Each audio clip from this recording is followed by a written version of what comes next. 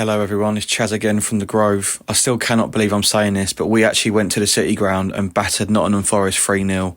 After a truly disgusting, disgraceful start to the season, doom and gloom everywhere, nobody could see this coming.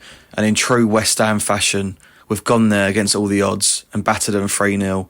Callum Wilson looked the bollocks, Paqueta was the bollocks. It was pretty fitting as well because West Ham Twitter, including myself, was absolutely losing their heads the night before the game as Fabrizio Romano was trying to leak that Paqueta wants to leave.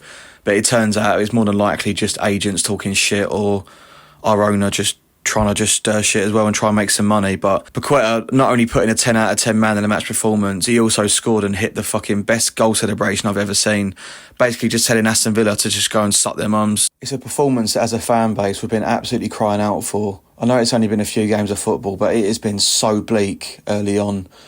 A mixture of the manager's tactics is looking like it's not working, the players putting in a lack of effort, but that all went out the window. And we sort of knew, like, was in a pub before, and as soon as we saw the lineup, we're like, hang about, Potter's finally binned off the woke back five.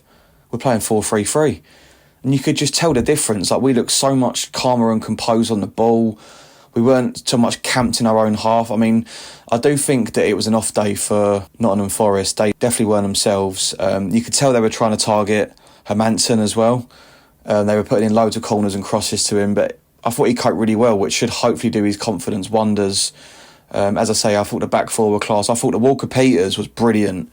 At first, there were a few raised eyebrows at Aaron Wan-Bissaka being dropped, but as much as he won Hammer of the Year last year, he's not been amazing in the first couple of games. And Walker Peters come in and done really well. I thought he had a few battles with Hudson-Odoi, which I thought he won. Mavropanos, who's obviously, he's sort of memed a bit by our fan base, but I've always said it. He always lets himself down with the odd clanger or odd mistake in a game that leads to a goal or something that you come away with. But in terms of just being the defender that we need, he's fucking quality. And then you had the midfield three, the new boy from Southampton come in, Matthias Fernandes come in, and he looked absolutely class. But the midfield three done well as a whole. I thought that Souček done a job on Morgan Gibbs-White to just basically like what Ander Herrera done to Hazard a few years back, just did not give him an inch of space. James Ward-Prowse was doing the basics. I know he gets a lot of grief, James Ward-Prowse, including from me, to be honest, sometimes, but he didn't really do anything wrong. The only negative I'd say about the whole team was probably our inability to get the big fucking German in the game. He just always looks isolated. He don't hold the ball up. He doesn't really chase things down because of his size, I suppose. But yeah, if there's anything to nitpick at, once again, we didn't really get him in the game, unfortunately. But Callum Wilson come on towards the end, and other than robbing Jarrod Bowen of a chance of scoring one of the best goals I've ever seen live, he was fucking quality. He was making runs, chasing things down, scored a great header.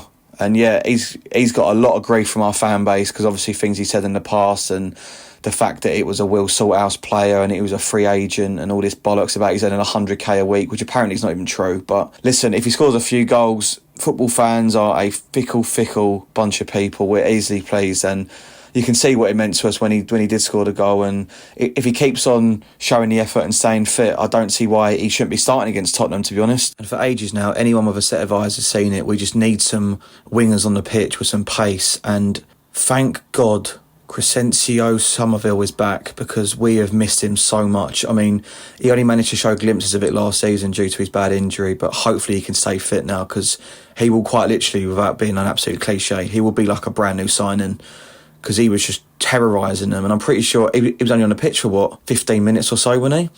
And literally those 3 goals, they come so quickly. We just hit them for 6. We literally just come out of nowhere, counter-attacking play, rapid on the break, just fucking brilliant. And it was nice to see with every goal we scored, all the players were coming over to us in the away end, and it just felt like it's been a really shit start to the season. There's obviously had the shit in the week with Jarrod Bowen and the fan at Wolves, and he come over and was so fucking passionate as well. It's just it felt like we were together again as one, and there was no fucking bullshit and arguments. It was fucking brilliant. It was such a good away day. Probably one of the best away days I've done in the last couple of years, to be honest, because there ain't been much fun recently going away with West Ham. You had the Arsenal game last season, but other than that, there weren't really a lot of games you could shout about. It almost feels like now the international break's come at the worst possible time for us, because we've got a bit of momentum going. We've scored a few goals, actually got a win on the board.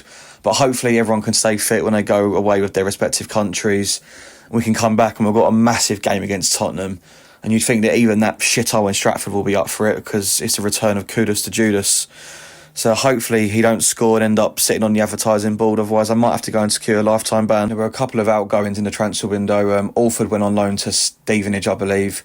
Aguerd and Emerson went off to Marseille. I mean, I don't really give a shit about Aguerd. Although he has been all right this season. Well, I mean, he's been the best of a bad bunch at the back, really. But his whole attitude, his whole time at West Ham's never sat right with me. Like, I remember under Moyes where he'd sort of be injured for a couple of weeks, and as soon as he got called up to international duty, he'd be starting. It's like he's never felt like his heart's in it.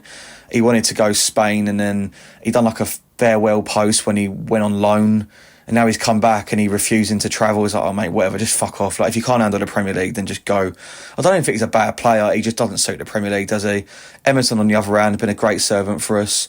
Remembered always for his man of the match performance in Prague in the final. But yeah, I feel like we brought in Igor on loan from Brighton. I mean, apparently he doesn't win many aerial duels, so probably not what we really wanted. I think a lot of other West Ham fans like myself would have thought that getting the money for Aguerd would have meant we could have got in the likes of Charlie Cresswell, the sort of Craig Dawson enforcer type zoomer character we need in the air, especially because although we won against Nottingham Forest, it don't wipe away the fact that our defence is still a bit shaky, isn't it?